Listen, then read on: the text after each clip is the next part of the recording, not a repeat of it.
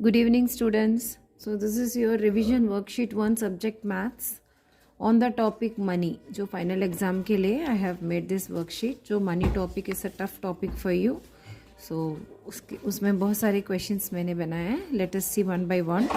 First question is find the total cost. So this question is little tricky for children.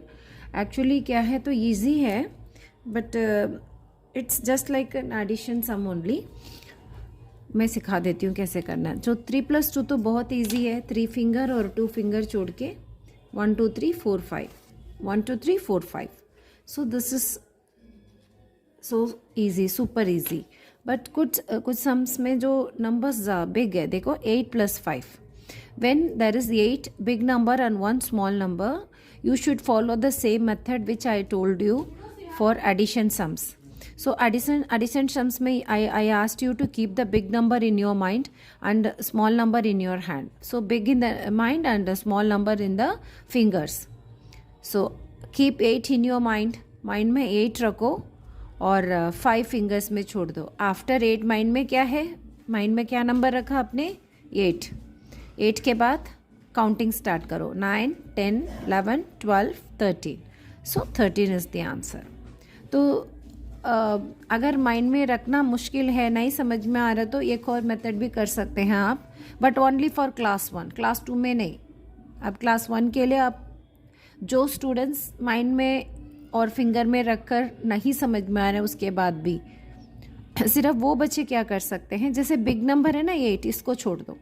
Small number 5 है ना, तो यहाँ पे छोटे छोटे 5 लाइंस डाल दो. स्मॉल 5 के ऊपर, स्मॉल नंबर के ऊपर. अब 8 है ना, 8 के बाद काउंटिंग स्टार्ट करो. 8 को इंक्लूड नहीं करना है, 8 से नहीं स्टार्ट करना है. आफ्टर 8 के बाद 9 10 11 12 13. तो ऐसे भी एक मेथड है, आप ऐसे भी कर सकते हैं. अगर ये भी नहीं समझ में आ रहा है तो आप 8 के लिए भी 8 लाइंस डाल दो, 5 के लिए भी 5 लाइंस डालो, फिर सारे प्लस करो. But it is a very time consuming process and confusion process. You will become confused, you will be confused. क्यों?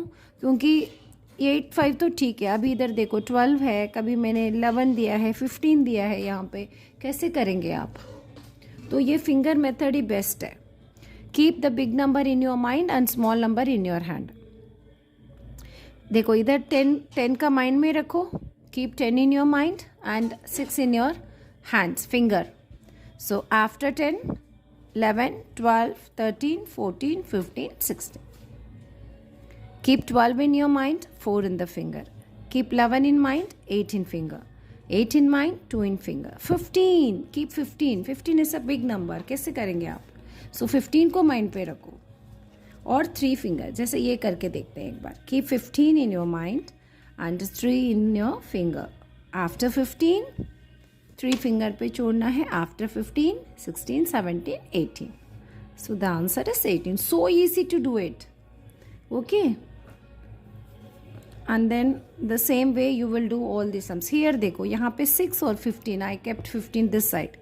So 15, keep 15 in your mind and 6 in your, यहाँ पे 15 दिया ना, तो इसको मैं 16 कर दे, इसको ना कुछ और नंबर कर देती, 18 कर देती हूँ. I am making this number as 18. 18, keep 18 in your mind and 6 in your finger. Okay, this way you can do all the sums. I have given 10 sums here. Do it in your rough copy. Okay, clear? जैसे addition में करते हैं ना, big number को mind में रखे, ऐसे करना है. ये भी एडिशन ही है, बीच में देखो एडिशन साइन ही है. अब now coming to question number 2.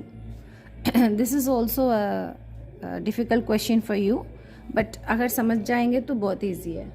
ये भी एडिशन ही है, कुछ और नहीं है. How much money is needed two by.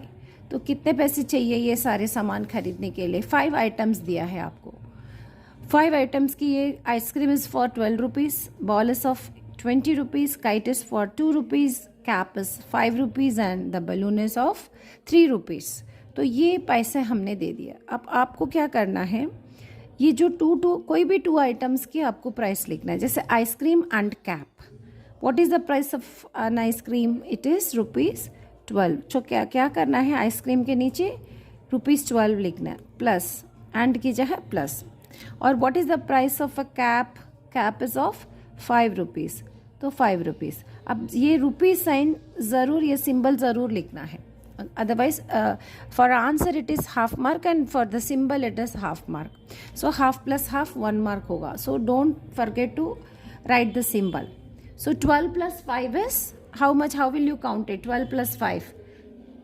12 plus 5, how will you count it? The same way you will keep the big number in your mind and the small number in your finger. So keep 12 in your mind and 5 in the finger. 12 in the mind, 5 in the finger. After 12, 12 के बाद 13, 14, 15, 16, 17.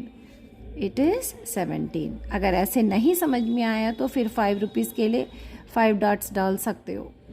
अगर उसके बाद भी ऐसे भी नहीं समझ में आ रहा तो इधर अलग से भी करके देख सकते हो. 12 plus 5. बट ये गलती नहीं करना है कि कोई बच्चे ऐसे कर सकते हैं कि जैसे 12 की 5 तो वंस के नीचे डालना है. गलती से अगर 5 के नीचे आपने डाल दिया ना तो the answer will be 62. So this method, don't follow this method. ये जो अलग से एडिशन करके देखने का मेथड ही बिल्कुल मत करो, क्योंकि this is a wrong way. अभी आपको इतना समझ नहीं है. आप वंस टेंस के जो डिजिट है वो ध्यान से डालना है. वंस के नीचे अगर 5 लिखा है तो इट इज़ ओके. अगर आपने 10 के नीचे 5 लिख दिया तो the whole sum will be wrong. So वो मत करो. जो मैं कह रही हूँ वही करना. एक बड़े नंबर को माइंड में रखो, स्मॉल नंबर को फिंगर में रखे, प्लस करो. At the most small number के लिए लाइन्स डाल दो, इससे ज़्यादा कुछ नहीं करना.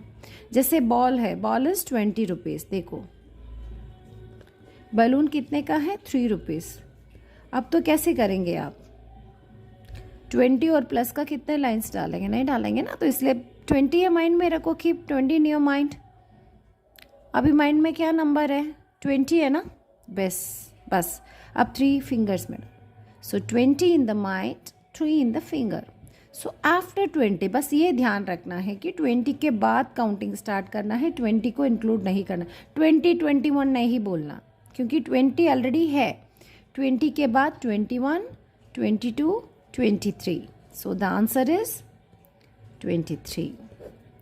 So easy to do it. ये सम्स लिखेंगे, अलग गलत करेंगे, इधर उधर नंबर गलती से डाल देंगे, बहुत गलती होता है इसमें. ये मत करो. सो ऐसे करो. This is the best way. ठीक है. सो CDEF you will do it yourself. Clear? Kite and ice cream, ball and kite, ice cream and balloon, ball and cap. ये सब सम्स आप रफ कॉपी में प्रैक्टिस करो. Okay. And then question number 3 भी बनाया ये किसी मनी टॉपिक के ऊपर, क्योंकि मनी टॉपिक थोड़ा टफ है तो मुझे लगा कि पहले एक बना देती हूँ. देखो फिलिप्स में the symbol of rupee. This is an important question. Symbol कैसे बनाते हैं? पहले एक ऐसे जैसे र बनाते हैं ना हिंदी में, ऐसे सेम वे. फिर बीच में एक ऐसे, एक बार कट करना है इसको, एक बार. कई बार बच्चे 2 लाइन्स डालते हैं यहाँ पे. 2 लाइन्स नहीं डालना, सिंगल लाइन डालना. Okay. Next, we use dash and dash as currency. So हम क्या क्या करेंसी के जैसे यूज़ करते हैं पता है ना आपको? आप शॉप में जाएंगे, कोई आपको सामान लेना है तो आप क्या देते हो? अंकल को कॉइन्स देते हैं और करेंसी नोट देते हैं ना. सो यहाँ पे we use note and coins. Notes use करते हैं. 10 रुपीज़, 20 रुपीज़, 50 रुपीज़, 100 रुपीज़ आपने देखा होगा ना मम्मा का पर्स में. और 500 रुपीज़ भी है, 200 रुपीज़ भी है. ये सारे नोट्स होते हैं. और 1 रुपी, 2 rupees, 5 rupees, 10 rupees and 20 rupees के कॉइन्स हैं. मैंने क्लास में आपको दिखाया है ना, वो कॉइन्स होते हैं. तो इसको हम करेंसी की तरह यूज़ करते हैं. So note and currency. और 1 rupee is equal to dash paisa. ये भी बहुत इंपॉर्टेंट क्वेश्चन है. 1 रुपी इज इक्वल टू 100 पैसा. 1 रुपये में कितने पैसे होते हैं? 100 पैसे होते हैं. सो ये भी आपको अच्छे से आना चाहिए. Next, the currency of USA. USA की करेंसी कौन सी है? What is the currency of USA? Very good, it is dollar. Very good, सब बहुत अच्छे से बोल रहे हैं answer. Very good. The currency of India. हम इंडिया में कौन सी करेंसी यूज़ करते हैं? What is the currency of India? rupee. Very good. The currency of Japan. Japan की currency is? What is Japan's currency? Yen. The currency of UK is? UK currency का नाम क्या है? Pound. Very good. बहुत अच्छा answer दिया आप लोग ने. तो ये सब फिल कर दो. ये आपको शायद मैम ने लर्न करने के लिए मैंने दिया ना, बट आप सबको स्पेलिंग्स भी लर्न होना चाहिए. Next, draw the symbol of rupee. आप रुपीज़ के सिंबल ड्रॉ करो यहाँ पे. Okay, so I have made 3 questions for money chapter. ये प्रैक्टिस करो. Practice all these sums in your rough copy and do well in exams. Okay, that's all for today. Thank you.